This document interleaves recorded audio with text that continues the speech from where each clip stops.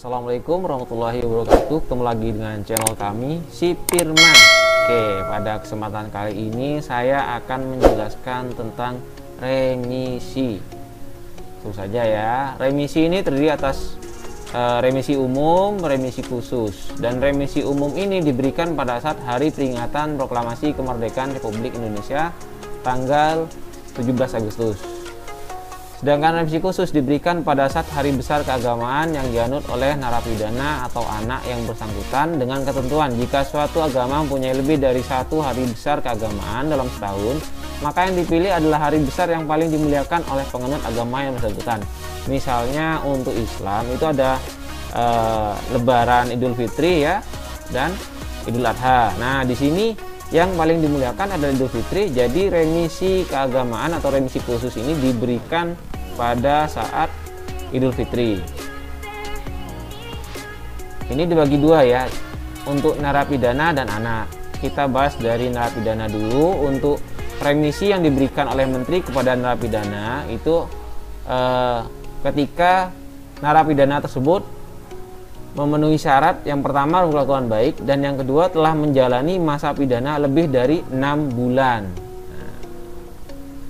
Syarat berkelakuan baik dibuktikan dengan tidak sedang menjalani hukuman disiplin dalam kurun waktu 6 bulan terakhir terhitung sebelum tanggal pemberian remisi. Nah, jadi selama 6 bulan sebelum remisi, misal remisi 17 Agustus, maka dari Februari itu sudah berkelakuan baik dan dibuktikan tidak ada register F di situ ya. Jadi tidak sedang menjalani hukuman disiplin, biasanya di sel-selan tertentu. Kemudian telah mengikuti program pembinaan yang diselenggarakan oleh lapas dengan predikat baik. Nah, untuk program pembinaan ini biasanya dari Bingkemaswat atau dari Bingpas ya, yang memberikan program pembinaan. Misal di situ pembinaan rohani, jadi sholatnya bagi yang Islam, untuk yang Kristen mungkin ke gerejanya itu ya rajin. Kemudian program pembinaan lainnya juga, misal keterampilan juga, nah itu berpredikat baik, intinya itu bisa mendapatkan remisi.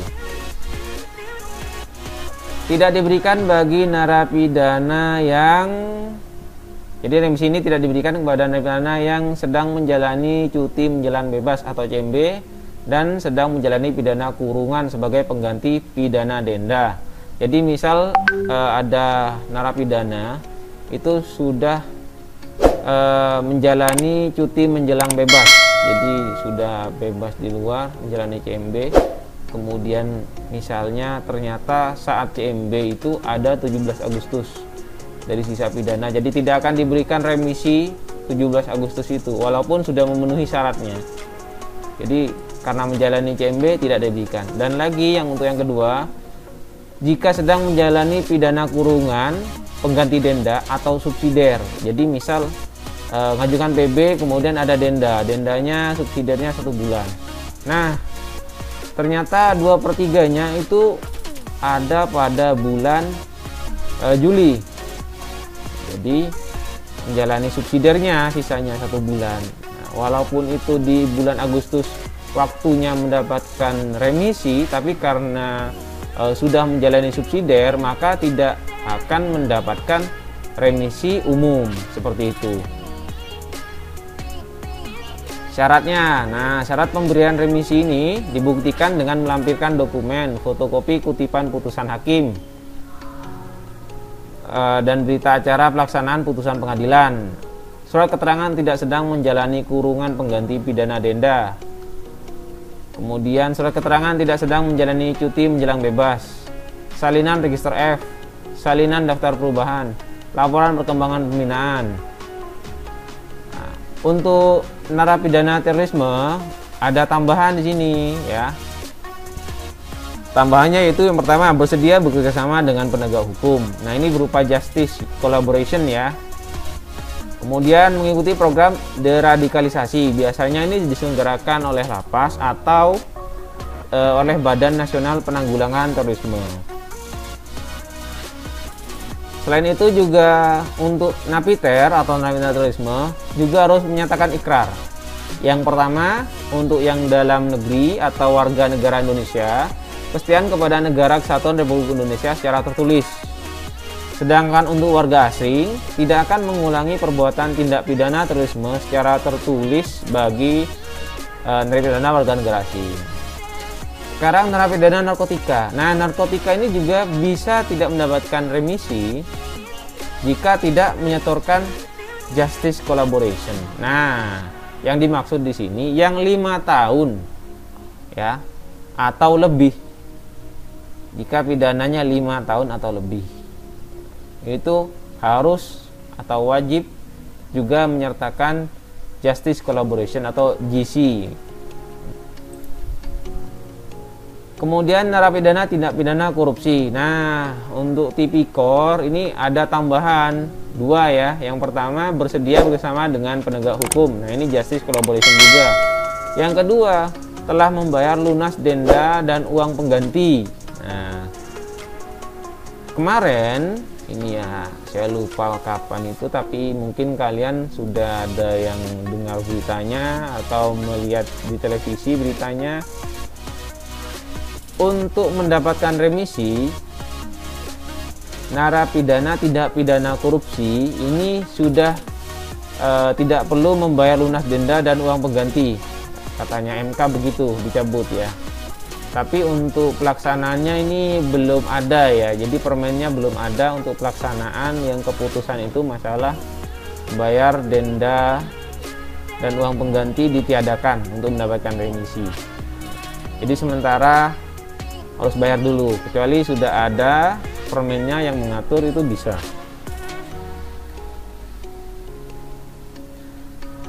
Narapidana yang melakukan tindak pidana kejahatan terhadap keamanan negara, kejahatan hak asasi manusia yang berat, kejahatan transnasional terorganisasi lainnya, untuk mendapatkan remisi juga harus bersedia bekerjasama dengan penegak hukum. Nah, di sini sama ya, jadi justice collaboration yang diminta.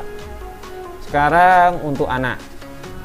Remisi dapat diberikan oleh menteri kepada anak yang telah memenuhi syarat. Pertama, berkelakuan baik. Yang kedua, telah menjalani masa pidana lebih dari 3 bulan dan belum berumur 18 tahun. Jika lebih, masuk ke untuk narapidana. Syarat berkelakuan baik dibuktikan dengan, nah ini ya, kalau tadi narapidana perlu 6 bulan berkelakuan baik.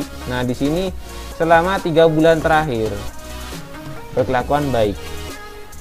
Jadi mulai bulan Mei ya sampai Agustus itu harus berkelakuan baik. Jadi jangan sampai ada register F.